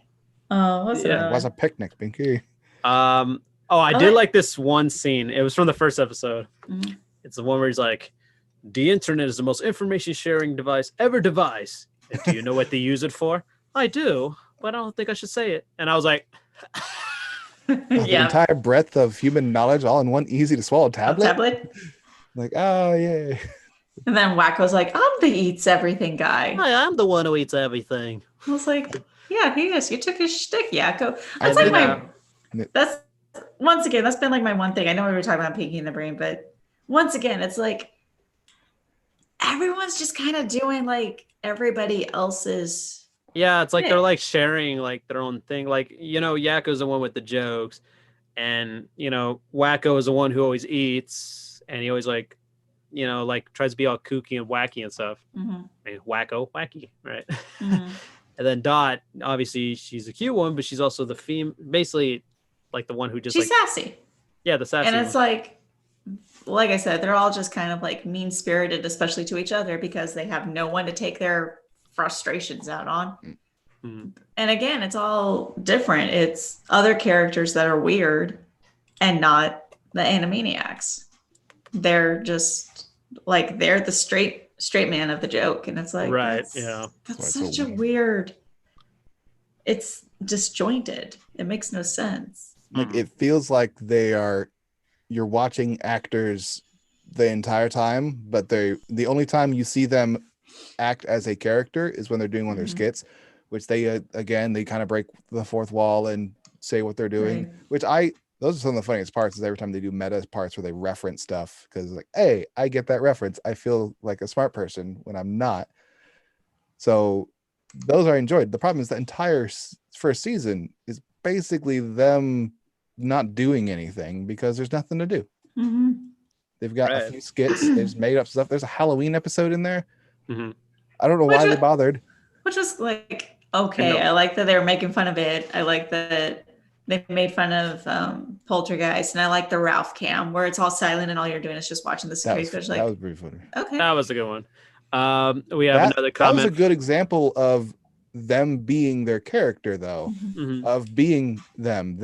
They're going out and having fun, and like a situation came up, and they're going to go deal with that situation because it's one thing they want to do. It's not they are carrying it. This is a situation that they addressed. But also hilarious, right? But again, it was different because that was a thing back in the original series. Wacko being afraid of clowns, and for some reason, he's not afraid of this one. This one, like really? And he's like, he's cute. I was like, are you crazy? We got another comment from Lauren. Well, great. All right. So another one is the fingerprints joke is probably one of my favorite Dot moments. For sure. When we previously interviewed Tom, we asked him a question was there any jokes that you written for the show were you shocked that they were allowed y'all to say, like allow y'all to have? We were all thinking the fingerprints one. So and he was like, no one. Yeah, so according to him, he said that apparently when Dot said, I don't think so, that was improvised. That was just like recorded. They didn't. That was her reading when Tress. That was Tress McNeil, yes. She was like, nope. She said that in a way that this joke's not going to make it in. She's like, I don't think so. As in, this joke's not going to make it into the cut. They're going to cut this, but they left it in, and it wasn't animated when she made that reference. So they'd go and animate that little section where she chucks them. I was like, we're surprised it was so good. And it's a classic. So good. I finally, when I came across it, I was like, yes, we got it. I finally get to see it in its entirety. What was another one? There's some other, I can't remember. And they all started blurring together. Jenny also said that, or Lauren says that Jenny is her favorite and hopes she's a recurring character. Jenny's you mean Julia? Yes, Julia. Well, Jenny's with the comments. I understand. I understand. I read the comments too, but I think her name is Julia. Yeah. So hopefully she comes back. Yeah, I hope so too. I think season 2 they'll introduce more of the characters, but it was weird that they upped them for a second season before even the first season was released. So the idea that they're holding them off to see how well it's received, I think that's kind of dumb. I think they kind of shit the bed on it. They thought they were being clever. It's like everyone just wants to see the Animaniacs, the Warner Brothers, and them. So that's what we're going to do. Like, well, not really. It's not the same. The Warner Brothers. It's Sure, and once again, you did them wrong. They're not. It's not a hard concept either. They're siblings, and they make a big point of it. Yakko, for instance, is always like, "Come, siblings," and it's a big deal about family. I mean, it's not like, like Hallmark Channel stuff, but that was a big deal about them. I mean, some of other siblings probably don't get along as well, so maybe they're using those as references. No, of course not, but still, it's like that. But again, that goes back to like the heart of the Warners. You're again messing with their base personality. Like it was always them against everybody else. All right, so we have another comment from YouTube. Magic Man. Welcome. Hey. I will say I do think the show is ... all right. It's got its flaws, but I think there's definitely potential there. Yeah. I feel like that's what I felt coming at it. Going in there, I was like, all right, obviously it's going to be a reboot. Obviously they will make changes. But after seeing all 13 episodes, I thought, it's pretty good. Obviously it's not the same as it was in the original, but, it's potential.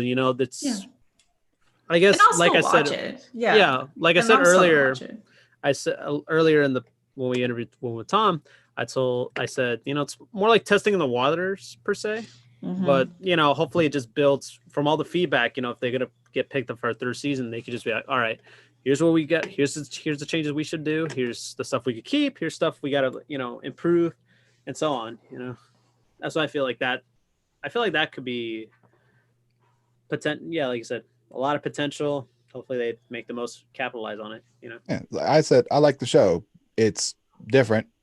It's a good show. There's a lot worse reboots they've done out there that just don't hit at all. So at least this.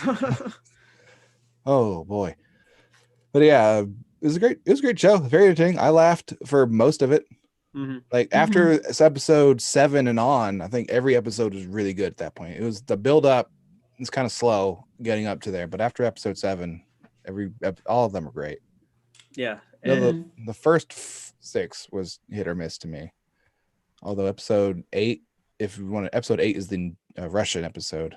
Episode 7 is the rap episode with Antoinette. All right, so we have another comment from Lauren. She says, I feel like they knew their audience have grown from the original, but also wanted to keep it open like they did in the 90s. And yeah, I can see that. It's like also in the beginning of in the first episode where they're in the gate, it's like, all right, guys, there's a lot of pressure on our first lines. And Wacko says, well, we could keep it like, but you just wasted your last time when he said, there's a lot of pressure on you guys. But he says something as like, but it's like, we're not something more like the original Animaniacs, but letting our audience know it's not your mom and dad's Animaniacs. Right. Like so pretty much they were trying to, I guess in a way they were trying to balance, but it could be quite a challenge because like it's a big difference from like 2 decades because it was right for sure. The show ended in 98 and then it's 2020, like a big 2-decade difference. This show was not made for kids. You're not going to get a bunch of new because this came out when people were probably like 9 or so or younger. They're not the audience for this show, because the amount, if there was, you wouldn't do as many references to your previous stuff. You can't constantly do callbacks and throwbacks, as the majority 25% of what you're doing is just a reference to previous the original stuff. Mr. That's United not States, good. Canada, Mexico, Peru, and all that stuff. It's like, okay. New people's like, They I did don't- that I don't every get other it. episode. Yeah, they referenced their old shows in every episode. So Mhm. your audience isn't going to be a new audience. You're going to get Yeah. new people, yeah, because it's new. Mhm. But your And- audience is majority the adults that grew up with this and they want to see it. Yeah. On one hand, it's kind of the same thing as like parent showing Star Wars to their kids the first time. It's like you start them with episodes 4, 5, and 6 and whatever before you do the other stuff. Mhm. And I it's don't think like they do that. I would show them episode 1. All the way to Rise of Skywalker. It's like, why? I was like, why do these look so bad? It's like, well, they're filmed in the 80s, so Yeah, that's it why. doesn't. Yeah, late So is 70s, that. early 80s. right. Why'd he film them out of order? It's like, I don't know. Has Go ask him. Supposedly he wanted it that way. And we have another comment from Magic Man on YouTube. What's up? He says, I do think the CEO has again the potential to be a funny character. When she snaps in the Who Donut episode, that was generally funny. They just need to give her more to do. Yeah, I agree with that. Right. Like I said, this is just, this is the first season. Maybe later on they do give her more of a, but I was so used to, in the original show, the old CEO, I was like, and I was so used to him, but I do like they did mention him. They have like a little mural behind him. So I was like wondering, did they like, how would they write him off? Did they retire? Did he pass away? Dead. Right. One too kinda many curious. anvils. Probably got hit by too many anvils. Dropped a piano on him and he wasn't limber enough. Hit him in the head with a hammer. But then how do you explain Ralph? Yeah, how is he still there too? That's the ultimate question. Like this. Well, if you don't have to move around that much, and you just sit on that damn chair all the time. Which apparently he doesn't. Okay, he gets up twice.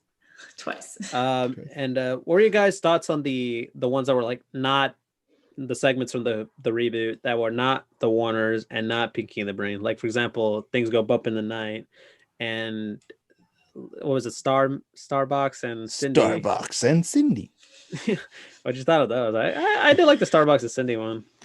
Well, I guess I need to see like another episode to see what else happens. it's like Tom mentioned that Starbucks and Cindy was similar to the Brain and who was the other one? from the Mindy. original? Brain and Mindy. Oh, Buttons and Mindy, yeah. Buns and- But it Well, was no, I think he meant specifically when they did that. We're mixing up all the characters episode, and it was Mindy. And the Oh Brain. yeah, Mindy. But- Okay. that, and it's just the new version of that little parody of that Mhm. combination. I don't. What is with the sound? Because it sounds like they recorded a child for like a day, and then they just spliced that sound in there. It's like, I it's a knew kid. Yeah, I'm so glad you brought that up because I knew I was not the only one. I was about to ask, like, what's like- with the sound? Like, she sounded like really choppy and all that. Like, I Yeah. feel like they probably just recorded her, like her playing in like maybe they had a lot of sound. They didn't record on a sound booth or I something. mean, we could look up probably on the credits of that episode to see like who's credited as the voice, and so like, oh, that's this person's daughter. They just recorded them playing like for like a day, and now they Right. just use that soundboard and just Mhm. like, okay, here, which is probably why Starbucks does not say anything. Yeah. 'Cause you can't have a conversation. Right, and we have another comment from Magic Man basically another part of his comment. Do He says, and sure, I don't know whether or not people behind this reboot watch this show or not, but I do think there's a respect for it. I do think Wesley Wild and company are at least trying. Nothing feels lazy. Wesley Wild, for people who don't know, he's the current showrunner of Mhm. the reboot. His notable works beforehand were shows like Family Guy, and so yeah, I think you kind of get the idea of what we're expecting here.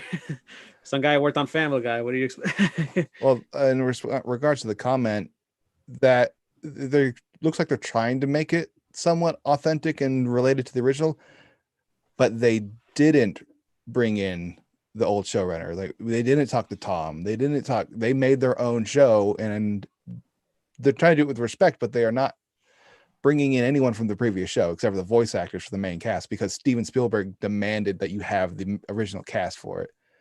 Mhm. Which they're trying, but you can try harder by, Yeah. giving them credit for a thing and referencing them for certain ideas you might have. Like they're trying, but they're not trying probably in the right way.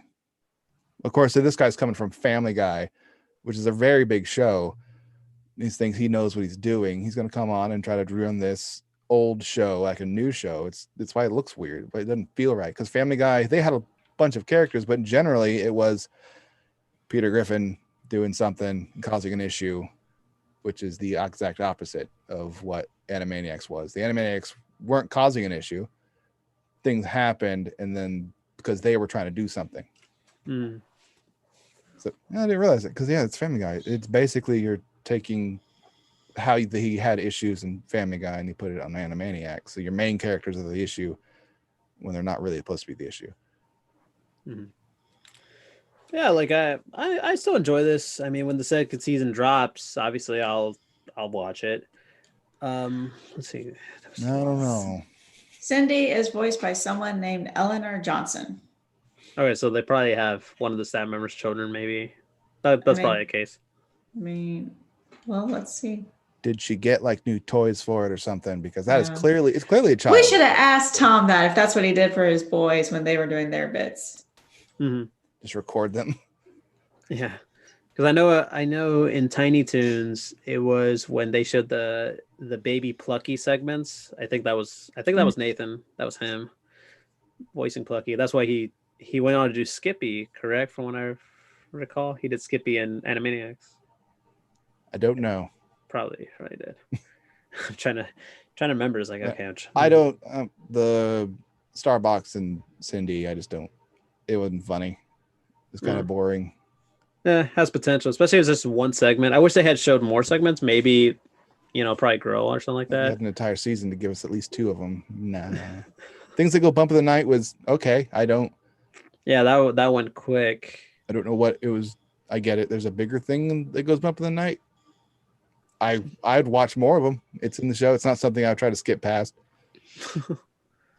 Starbucks and Cindy, though, I probably skip past it. Although I want to hear it more than once, like over and over. That way I can hear like how they recorded. I'm curious, not about how funny that little skit is. I want to just hear the child speaking. So I'm wondering, like, what's the context of how they got her to talk. There is no information about young Eleanor Johnson. She's probably a child, and they don't want to put that information out there. I mean, touche, but at the same time, like, let me see if it's on their wiki. All right, so I don't know. I know those 2 skits. What was the other? Was there other shorts? I don't remember. Was it the gnome in the note? The gnome in the mouth. Starbucks and Cindy, and the Things That Go Bump in the Night. I kind of like Things That Go Bump in the Night. I don't understand the point of it though yet, but hopefully they do another one. That one went by really fast. It did. The gnome in the mouth, it was irritating. I don't understand the point. It was like this is just an irritation thing I'm having to watch now. Then it got out because it actually helped her. I was like, oh, neat. I don't know if I want to watch this one again. I'll probably skip it. Right. It was a miss. Out of the 3 they did, I say 2 were misses. 1 take ball for. I don't know. So according to the Animaniacs wiki, there was some scripting, but Cindy's dialogue is largely improvised by her voice actor. So okay, so that kind of makes sense. I don't know if it is an actual kid or if it's someone pretending to be a kid, and maybe they just listened to their kid and was like, this is how my kid talks, so I'm going to talk like this. It doesn't sound like someone doing a child's voice though. And the quality, because you can hear the quality drop of what it sounds like. It's like it's not the same sound quality as the other parts of the show. Right. Well, could it be because you're watching Starbucks try to run away, so you're from like his point of view? No, it's because also when Starbucks is right next to Cindy, it sounds different. Like doesn't sound like it's recorded in a sound booth. It sounds like someone is pulling audio from a video is what it sounds like. Right. Yeah. All right. So we got more comments. Lauren says those felt so reminiscent of Ren and Stimpy. Yeah. Especially the like the gross animation part when they were throwing that Yeah. reboot monster together, the whole like I'm 5% salamander and all the other stuff. It's like bleh. Yeah, that looked too much like Ren and Stimpy, and also SpongeBob. Some SpongeBob episodes had like those close-ups. They would Yeah, always do the thing. those The highly overly painted. detailed things. Yeah, The And then, what was the other one? Oh, and like there was one specifically that one in the title thing where they were for the Halloween episode where they were zombies. I was like, ugh. That was a bit yeah, that one. Yeah, straight on. Yeah, That was a bit straight on. All right. So we got another one. Magic Man. Oh boy, Magic Man. He says, first, just want to say thanks for reading out my comments. I really appreciate it. Well, that's what we're here for. That's what the comments sections are for. We love reading comments. That's what we're here for. Questions, comments, concerns, etc. Lauren, we got another one from Lauren. The women in her dog kissing on the train. Yeah, that was kind of. I first read that. I was like, Yeah, well, I first read the mistake and I was like, wait, what? I missed that part. As a dog owner, yeah, it is kind of too. That was a bit much. That was kind of a bit much. Let's see what's another one. And again, it's not like I'm squeamish or whatever, but it's like again, some of these like nasty jokes, I feel like they're held on for like a whole second. Some of them feel so. Forced, yeah. They're forced and they're held on too long, and it's like this is the gag now. It's like, can we not? Because can we just not? There's a few scenes where they zoomed in on a person's mouth where they just said something and they repeated it like 4 times. Like, I don't get this. Yeah, that's either. Yeah, is that a reference to something? Because I don't get it. It was in the episode. It was the last one. It was like scratch a sniff, the Hindenburg-Cola. And then in hell, when the buffed up dude is in hell, it's like the meta joke or something. Yeah, the it's meta. Like, I was like, I couldn't even hear what he said. I was like, what did he say? All right. We have another comment from Magic Man. He asked us a question. He says, "Can I just ask, what do you guys each call the high point of the first season?" Ooh, that's a good one. Of this first season? Yeah. What do you think was the highest point? Ooh. The entire Russian skit. The entire part. From start to finish, everything was a joke and everything was funny. I love that entire thing. And it worked, yeah. And also I like that one also, but also did like Bun Control. Yeah, that's what I'm saying. Like those are like, I guess, the top 2 skits. Yeah. The cute name was like, it wasn't going the way I expected it to. I liked it, and then I was like, I don't know what is happening here. Yeah. I feel like the Bun Control one was like, I knew exactly what they were going for. I knew exactly the message. But at the same time, it's like what leads to it's like, okay, I know exactly what they're going for. Yeah. But then the anime scene was really people always talk about that scene. I like that scene a lot. So good. I like that. I like that Dot got wrecked because she did that long transformation. Yes. Just gone. Like, oh shit. And it's a little fun fact too. People ask like when the designs, the art director who was responsible for handling the designs for those characters, she said it was based on certain anime. Yakko was pretty much based on Kamina from Gurren Lagann. Mm-hmm. Dot was based on Ryuko from Kill la Kill. And they saw Wacko and they thought, okay, since he likes to eat a lot, let's make him a big person. Let's have him have sharp teeth. And it just kind of fits. All right. We have another comment from Lauren. It says, which circling back to what you guys said, one of the creators of the new season being from Family Guy fame, that's the thing they tend to do as well. And yeah, they actually do. They would tend to bring somebody like a showrunner from like a big show like Family Guy or Simpsons or any of those big shows to like be a part of it. I think our issue is because they don't include anyone from the original. Yeah. And it's very hard to keep authentic. Except for Good Warner Hunting. And it was like, ooh, that is like we just got dark like super quick. Well, not just that, also it's just like the writers in general, like the original staff members, like you don't bring any of them in. Yeah. Right. It's the audacity that you think that you can make this show as good as the original and better by not including anyone from the original. Mm-hmm. And the only reason you keep the voice actors is probably because Steven Spielberg said you have to keep these people. Which is weird because it's like, how come Steve didn't also put any input Steven on or whatever? How come he didn't put his neck out for the other characters and the other actors? I think what he probably wound up saying was, I don't know Steven Spielberg yet. Yeah, me neither. But Estelle will know eventually, probably. True. He probably said you have to keep the original voice actors. which is probably why you did not see any of the other characters, because they didn't want to use the voice actors. So like, fine, these characters are all cut.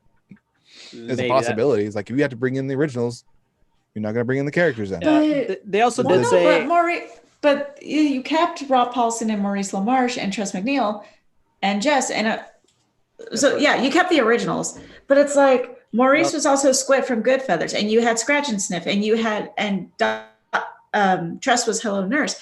You already have that. They brought back Frank Welker for a couple of episodes. They didn't make him a star. He's Ralph, Mr. Plotz, Buttons, and Chicken Boo, and all of the. It was a showrunner from another show putting his head up his ass about what he wants to do. And Rob's like half the cast. Katie Kaboom's dad, and who the hell else? I literally just watched everybody. Random characters. I know, right? Totally. Like I said, Maurice LaMarche was Squid from Goodfeathers, and I think that's mostly a Jess Harnell. Who else did Jess do? I just think it's because they didn't want to use all the characters, so they didn't want to bring in the voice act. They had overlap on voice actors because shows always have overlap for some reason. Right. Yeah, they have like a big cast, yeah. It's kind of like how it was in Tiny Toons. They had like, Charlie Adler, they had Tress MacNeille, they had Joe Alasky, Frank Welker. All doing like 10 characters or whatever. That's fine. But it's also like, why not keep it going? You went ahead and already have half the original cast. Why not just go ahead and actually bring out the rest of the characters? And for people out there who think like we're just shitting all over the new anime. No, we do like it. It's just obviously there's a lot of flaws and all that. It's like those people are like, oh, you don't like it. Well, you're not a real fan. I'm like, dude, you could First judge. of all, come at me, bitch. Number one. I'm gonna be that person because like I've done that with like Ninja Turtle shows and the movies and stuff. I've seen everyone rag on like, what is it? The Next Mutation and the Megan Fox movies. And it's like, you think SJ's not a fan? Have you seen her Rolodex? She's got names from every show and since 1980. Right. She has a Rolodex. That's weird. And, this is like the first time I've ever just been a straightforward, like, I do like the new series and I'm glad that they're doing it. But again, I feel like the main issue with it is that it's missing the heart of the show. And I feel like that's kind of a problem. I feel like that's kind of is reminiscent with our time. Right. We don't really have a lot of empathy for anybody right now. You can see that in all the news stories. So I feel like they did that kind of on purpose. So I feel like that's why I'm not really happy that they got rid of their family dynamic. I'm not happy that they made the Warners more the straight man than the punchlines and everything. Why they do all their jokes in reverse. How, like Tom said, there's no conflict. There's this and this missing. Right. And it just doesn't feel the same. And I get it's not ever going to be the same, but I feel like that's just a basic plot point. That's literally their character development, and you just rip that out. Yoink. Right. And we have another question from Magic Man. He says, last question, I promise. Don't worry, we'll answer it. Keep asking. You're good, man. You only get 2 more. Oh, stop it. What advice would you give for the show writers going forward for the new seasons? Bring back Slappy Squirrel, damn it. I was about to answer this part. Well, they said the writers and the producers and all that for the new one, they said if they get picked up for a 3rd season, they will look to see how they bring back the other characters. I think what they did with Good Warner Hunting, maybe in a way they kind of plant the seeds for it. But I'm trying to be optimistic here. I don't know. I feel like that's kind of a cop out. They were like, I know they made the jokes like, oh, Chicken Boo's like the bottom of every fan list and everything. And I was like, ouch, poor Chicken Boo. Yeah, but at the same time, was he really the most hated character? I don't know. I don't think he was. Somebody Google that for us in the comments. Google that for us. You don't have it memorized? I thought you were voting on these things. I'm not. No, I don't look at that fan list garbage. I just do with facts. I know, but I know it's kind of out of the blue. But I do like that. I did like some of the homages to the original one. I like it. They had in the Good Wonder Hunting when I saw something, I was like, no, not Slappy, not Skippy. And then I see the Good Idea, Bad Idea. I was like, no, Yes. I love those segments. I like forgot that segment. Good Idea, Bad Idea was Warner Brothers. Mime Time and what else was there? Oh, The Flame. I wanted to tell Tom. I thought all the Flame episodes were some of my favorite episodes. I really, especially that first one when you find out he's watching Thomas Jefferson write the Declaration of Independence. I feel like that's especially needed in this time, that these tumultuous times that we're in. I was like, that was really good. That actually got me in my little shriveled Jewish heart. I did like that segment too. I thought it was really cute, and I like the Bluebird episodes. Again, these are the episodes that are featuring his boys. Yeah, I also did like the kid who goes like, so one time Randy Beeman's cat ate this fish in the fish tank, and the fish with the piranha, the cat became Piranha Cat. Okay, bye. I loved him. I always loved that character. And I remember that one scene in Wacko. God damn, Goku. Him and Scratch and Sniff got stuck in the elevator. He's like, well, my friend Randy, he like tries to tell the joke. It's like, it's out of the blue. But I know that we have another comment from, let's see. Oh yeah, we saw Goku's. How come no one's ever killed that chicken and deep fried him? Shut up. Because this is a kid's show. Because he's a human and nobody wants to kill him. It's got tiny. I like how they did make. That was another thing I forgot to mention. Was like I really like the Christmas episodes. Shocker, right? But like, you're not allowed to like those episodes. I'm perfectly allowed to like those episodes. I especially like the first one when they're doing the Christmas carols around the nativity scene. I was like, that's actually sweet and cute. That was nice because they really do. Again, we've asked like other voice actors this, like, hey, have you done the musical stuff? And that just shows the fact that they're able to sing as their characters.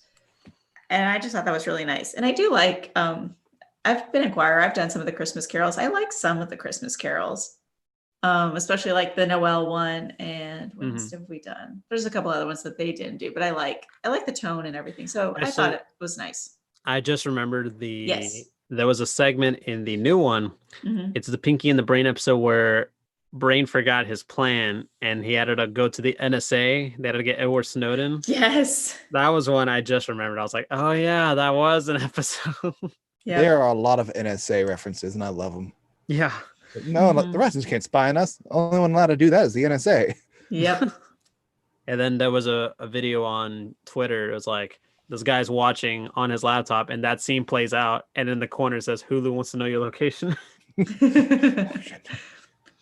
There was I did like that one in the rap battle episode. That was a good one too. I did like they did have references to the old one. Showed that Rob Paulson really knows how to rap really good. Right. Episode 7. But then also it's also referencing technically making fun of when they did the scenes from various Shakespeare plays. And of course the narrator's like, we include some translation because the actors don't actually know what they're saying. And they all look insulted like, yes, we do. Yeah, that was one too. That was a good one too.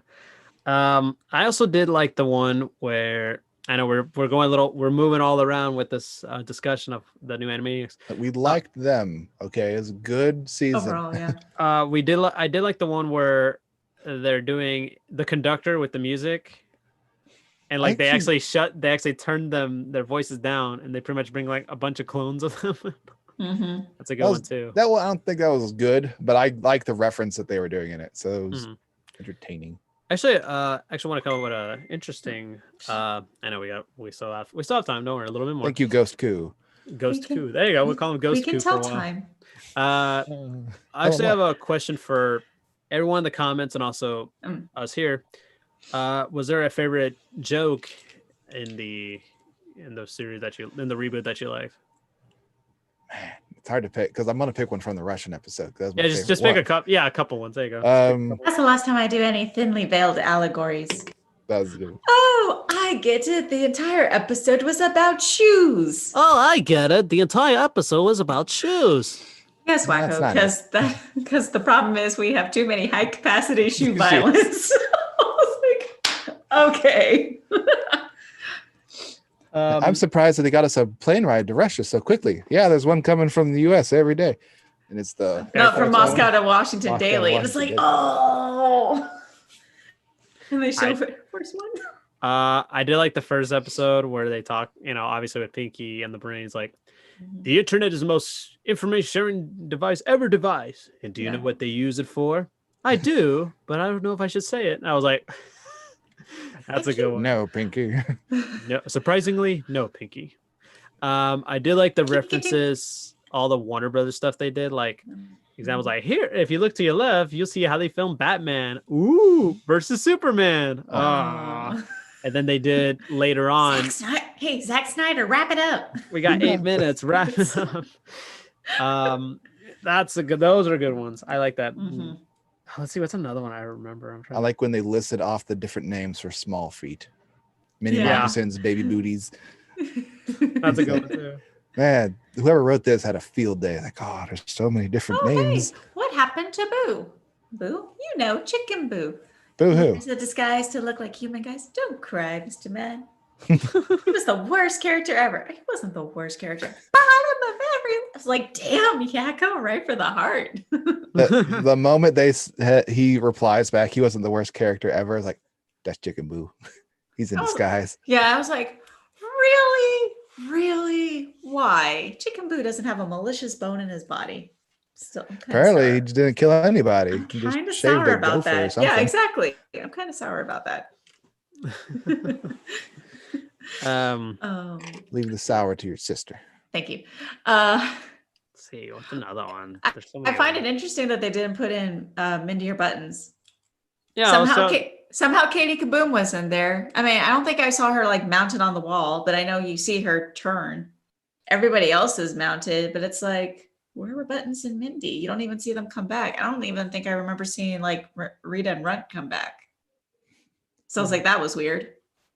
I did see she was in they did show up in that scene where they're all chasing Chicken Boo. Like I did see Buttons and Mindy. Okay. Also, I did see he was See, I feel like they thought they were trying to be up to date by not having like the Hello Nurse jokes, and it's like, but they did both of them. It was both the boys and it was Dot saying it to literally everybody. Mm-hmm. And again, it wasn't like Hello Nurse was an idiot. She was they made a point. She's very smart. So it's like, she can't be beautiful and a genius at the same time. I thought that's what we wanted. Nah. Let's see. All right. Another question from Magic Man. He lied to us. Shut up. We got a couple more. What do you make of the idea of an episode where they're making the current state of superhero reboots?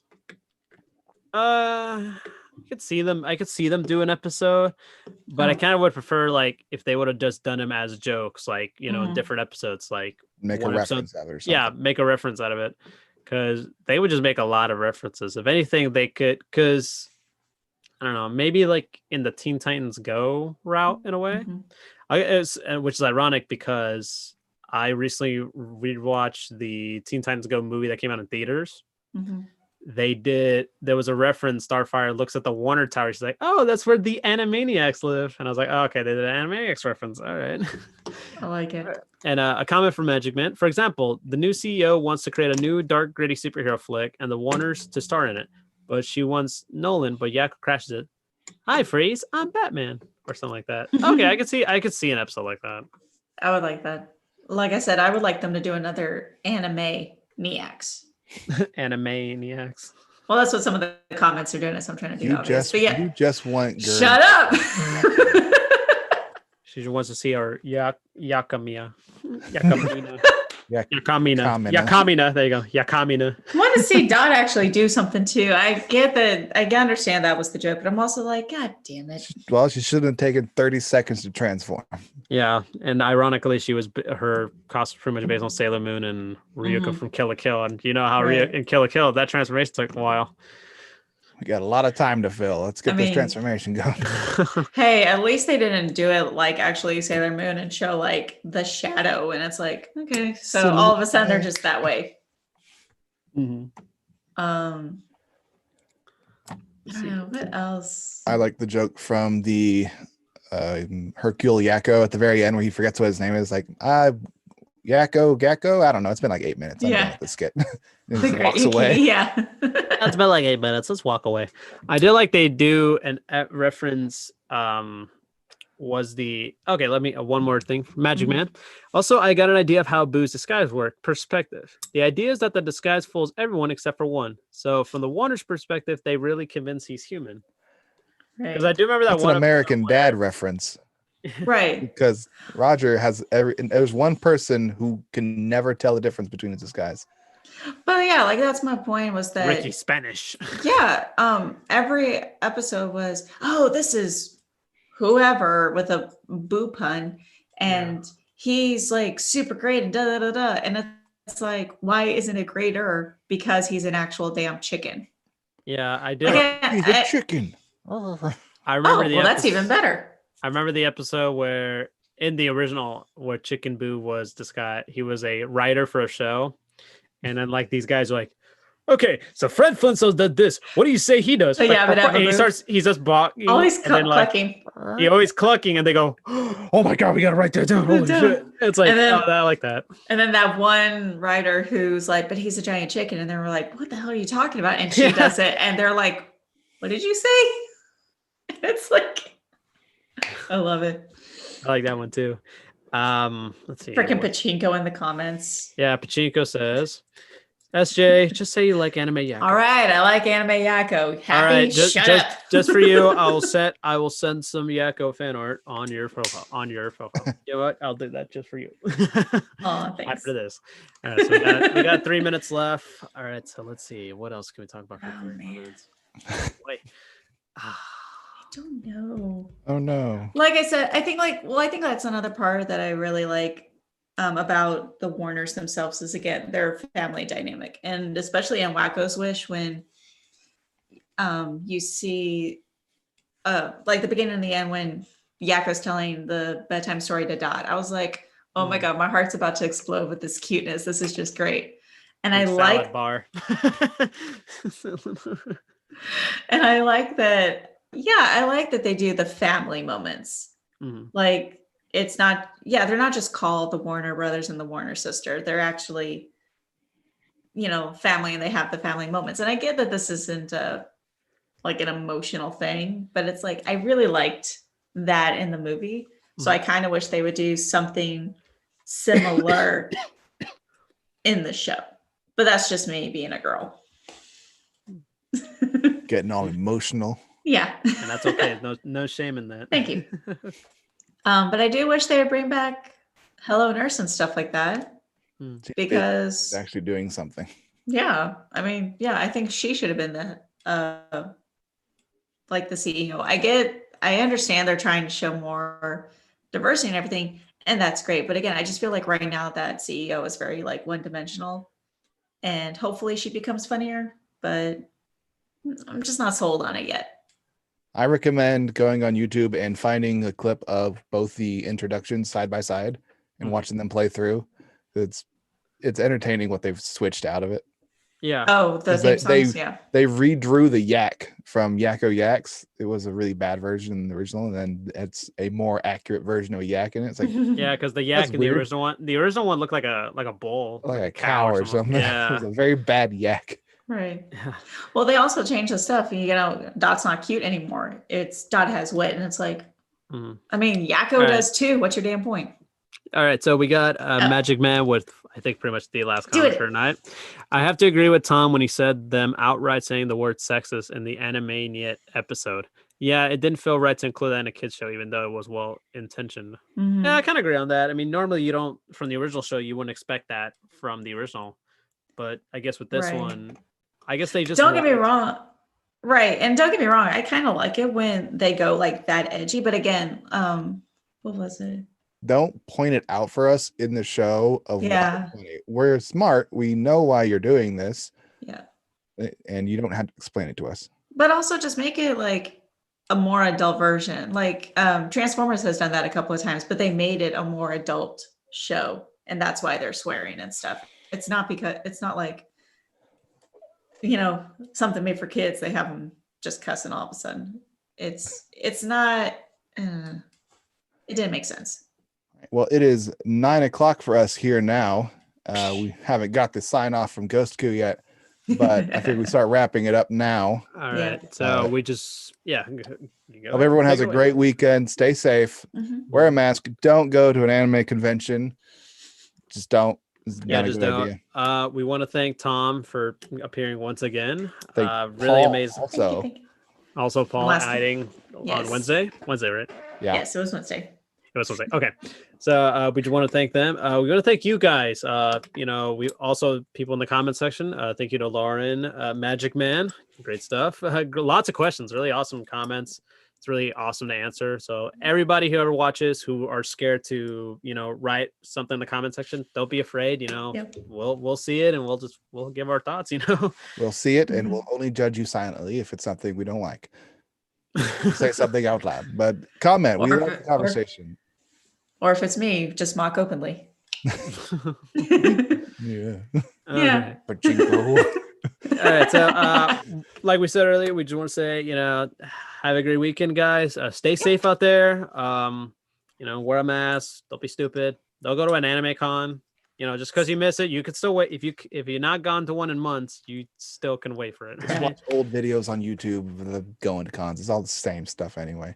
Yeah, it's just don't risk your life, man. Stay in and binge watch Animaniacs. It's a better use of your time. There you go. Watch Animaniacs and go to a con. Yeah.